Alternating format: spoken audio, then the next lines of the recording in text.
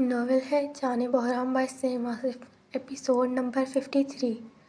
صفا اور برزم doll house سے کھیل رہے تھے جب حوریہ، عائزہ اور رحیل ان کے کمرے میں داخل ہوئے۔ ان دونوں کو ڈول ہاؤس سے کھیلتا دیکھ کر حور اور عائزہ بھی بھاگ کر جاتی اپنا اپنا ڈول ہاؤس لے آئیں۔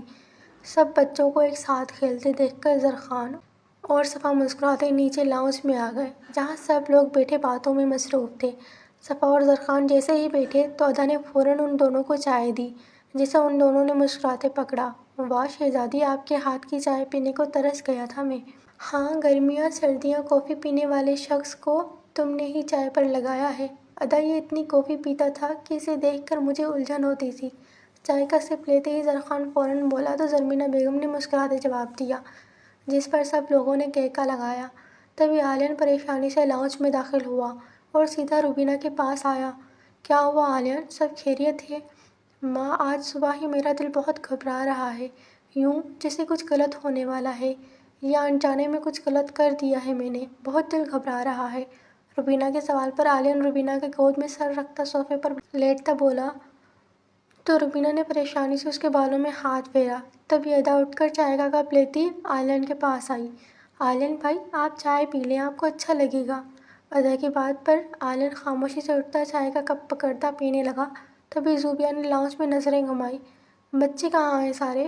تو زوبیہ بھی وہ ہمارے کمرے میں کھیل رہے ہیں۔ زرخان نے وفا کو نیا ڈول ہاؤس لا کر دیا ہے تو حور اور عائزہ بھی اپنا لے آئیں، اب مل کر کھیل رہے ہیں۔ برزم اور رحیل بھی وہیں ہیں۔ زوبیہ کے سوال پر صفا مسکراتی بولی تو ادا آتی بحرام کے پاس بیٹھی۔ بحرام، جی جان بحرام، مجھے بھی ایک ڈول ہاؤس لینا ہے، اچھا سا اور بڑا سا۔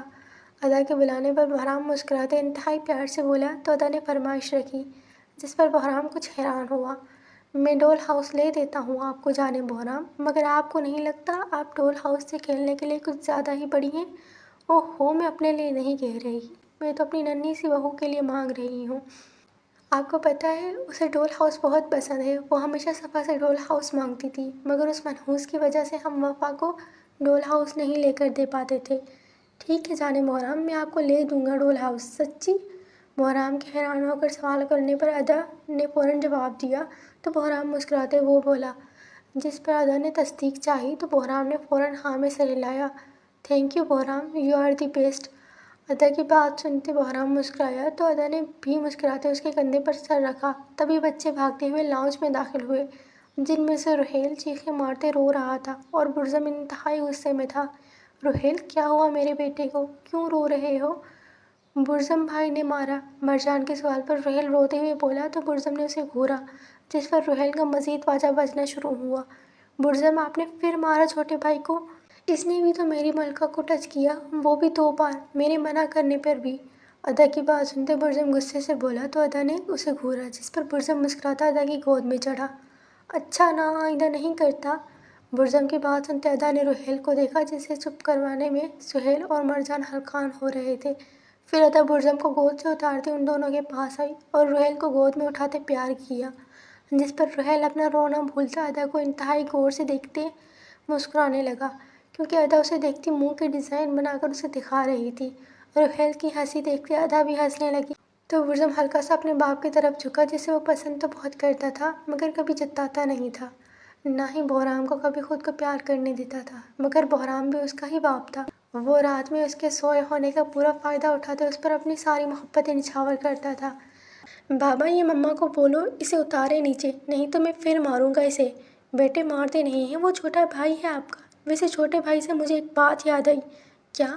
برزم کی بات سنتے بحرام پہلے اسے سمجھانے کے انداز میں بولا، پھر اس کے فیس ایکسپریشن دیکھتے اس کا دھیان رحیل اور ادا سے ہٹانے کے لیے جان بوجھ کر مسکراتے بولا تو برزم نے آئی برو جھکاتے سوال داغا، میں سوچ رہا تھا کہ تمہیں کوئی ایک بھائی یا بہن اور لا دوں، اس لیے آج رات سے تم بیبی کوٹ میں سو گے، آئی سمجھ؟ ہرگز نہیں، میں مما کے ساتھ سوؤں گا، مجھے نہیں چاہیے بہن بھائی، میں نے تم سے پوچھا نہیں، تمہیں بتایا ہے۔ بحرام کی بات سنتے برزم فوراً بولا تو بحرام نے فوراً جواب دیا، جس پر برزم نے اسے گھورا اور پھر غصے میں اس کے سامنے آ کر کھڑا ہوا۔ میں نے بھی آپ کو بتایا ہے، دیکھو برزم، میں تمہاری ماں سے پچھلے 3 سال سے دور ہوں، اب میرا حق بنتا ہے اور میں میرا حق لے کر رہوں گا، بھلے اس کے لیے مجھے تمہیں روم سے باہر نکالنا پڑے۔ کر کے دیکھ لو۔ بحرام کی بات سنتے برزم پیر پٹکتے بولا تو بحرام نے فوراً جواب دیا، جس پر برزم ہلکا سا مسکراتے بولا تو بحرام بھی مسکرایا۔ پھر سب لوگ رات کے کھانے کے لیے ٹیبل پر آ کر بیٹھے اور مزے سے کھانا کھانے لگے۔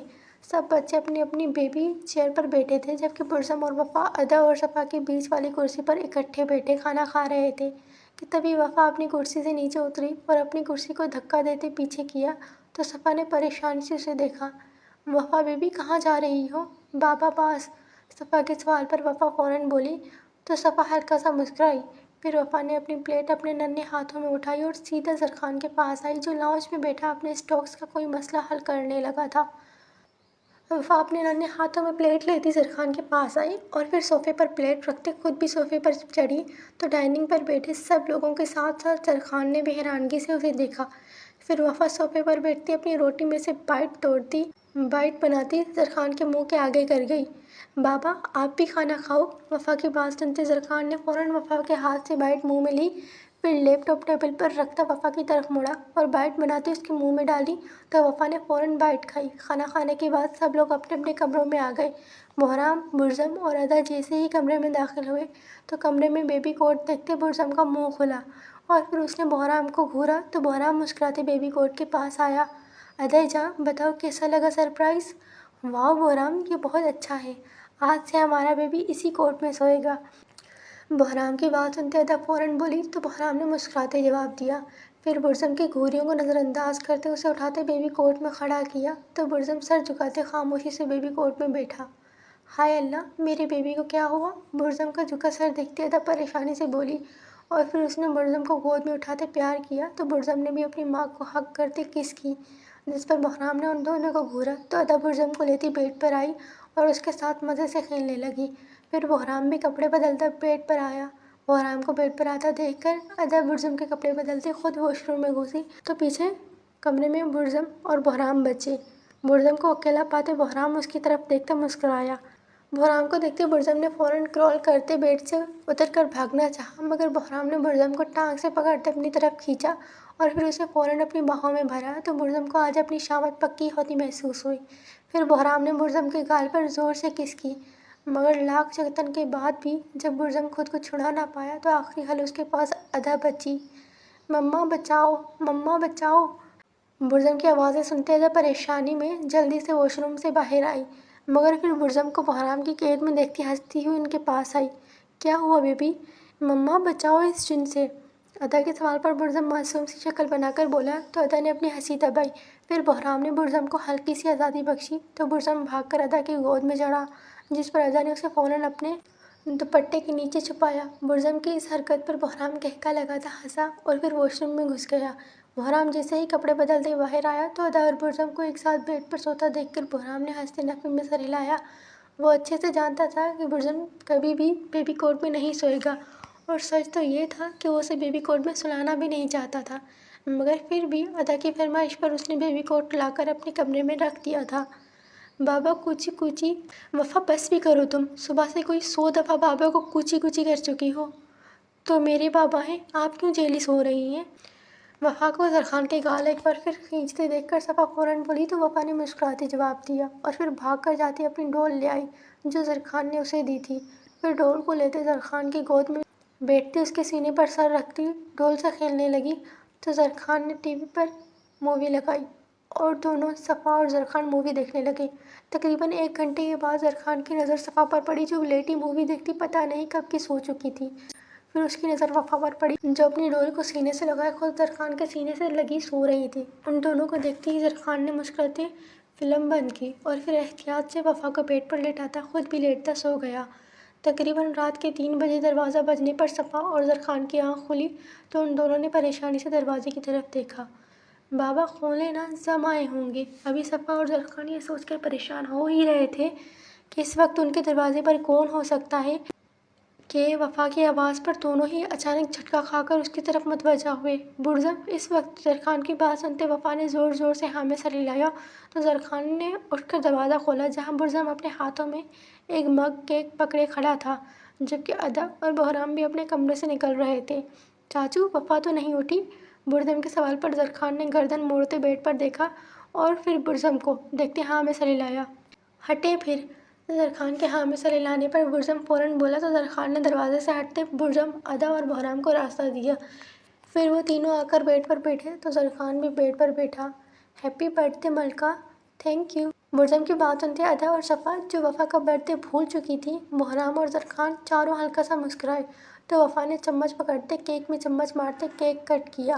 برزم، وفا کے برتھ ڈے تھی، تم مجھے بتا دیتے، ہم بڑا والا کیک لے آتے۔ مگر ہم تو ہر بار ایسے ہی برتھ ڈے کرتے ہیں بڑے بابا۔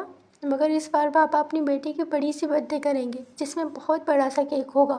بہرام کی بات سنتے وفا فوراً بولی تو زرخان نے فوراً جواب دیا، جس پر وفا خوش ہو گئی۔ سچی بابا؟ جی بابا کی جان۔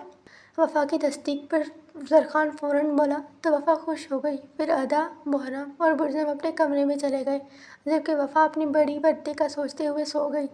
آج وفا کا برتھ ڈے تھا، گھر میں ساری تیاریاں زور و شور سے چل رہی تھیں۔ وفا کی ڈیمانڈ پر فروزن کا تھیم رکھا گیا تھا۔ وفا خود بھی فروزن کی طرح بلو فراک پہنتی تیار ہوئی تھی، جبکہ باقی سب نے بھی وفا سے میچنگ کلر کے بلو رنگ کے کپڑے پہنے تھے۔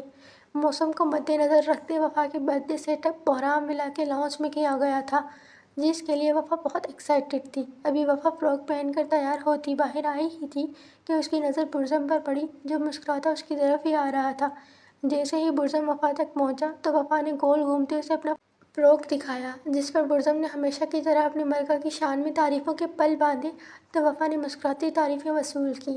پھر وہ شرماتی اپنا فراک سنبھالتی بھاگ کر لاؤنج میں آئی، جہاں سب لوگ تیار بیٹھے تھے۔ انتظار تھا تو صرف آیان اور رانیہ کا، جو ابھی تک نہیں آئے تھے۔ وفا بھاگ کر آتی بہرام کے سامنے کھڑی ہوئی تو بہرام نے فوراً ہاتھ بڑھائے، جس پر وفا مسکراتی فوراً بہرام کی گود میں چڑھی۔ تبھی صفا اور زرخان لاؤنج میں داخل ہوئے۔ واؤ بابا، آپ تو بہت پیارے لگ رہے ہو، آخر میں فروزن کا باپ ہوں، پیارا تو لگوں گا۔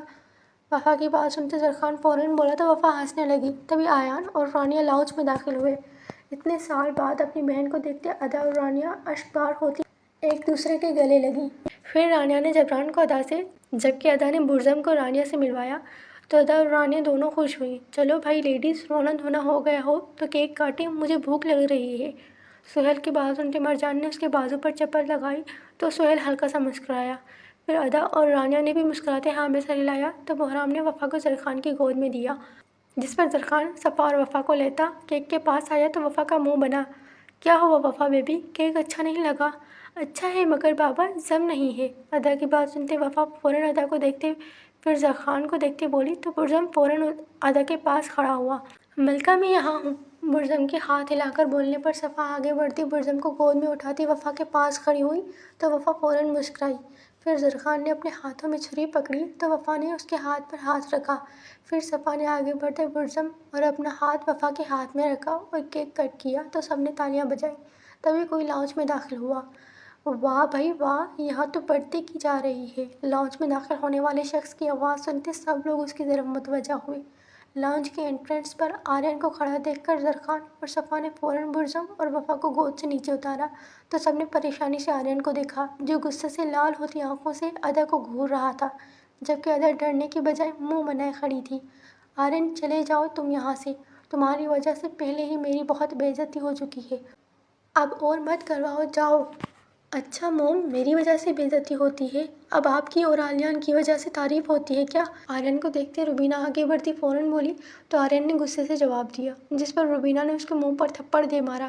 کامران، نکالو اسے یہاں سے، میں اس کی شکل بھی نہیں دیکھنا چاہتی۔ کامران اور نعیم، جو آرین کے پیچھے اندر آئے تھے، بہرام کے اشارہ کرنے پر وہیں کھڑے تھے۔